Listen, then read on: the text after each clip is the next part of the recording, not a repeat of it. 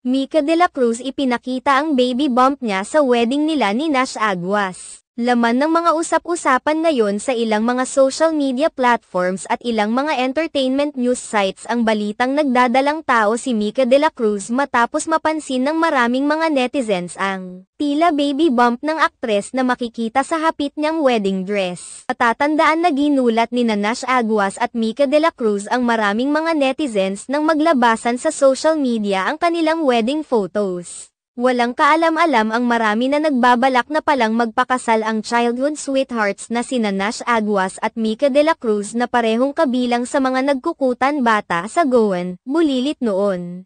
Samantala, ini-issue naman ngayon ng maraming mga netizens ang ilang mga kuhang larawan ng dalawa dahil sa mga naglabasang hinala na nagdadalang tao ang aktres dahil sa may kalakihan niyang tiyan na makikita. Hinala ng maraming mga netizens na baby bump na ito at tila nasa 3 o 4 na buwan na.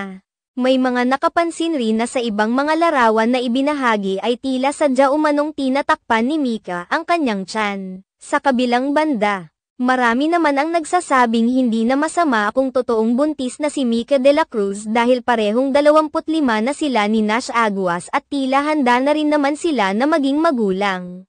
Bukod pa rito, ay ikinasal na ang dalawa patunay na nagiging responsible na ang aktor sa kanyang magiging mag-ina kung sakaling totoong nagdadalang tao na ang aktres. May mga naniniwala rin naman na hindi buntis si Mika De La Cruz. Tab-in lamang umano ito dahilan para lumaki ang kanyang tiyan. Binalikan rin nila ang pag-amin noon ng aktres sa pagkakaroon ng autoimmune disease na siyang dahilan ng kanyang pagtaba.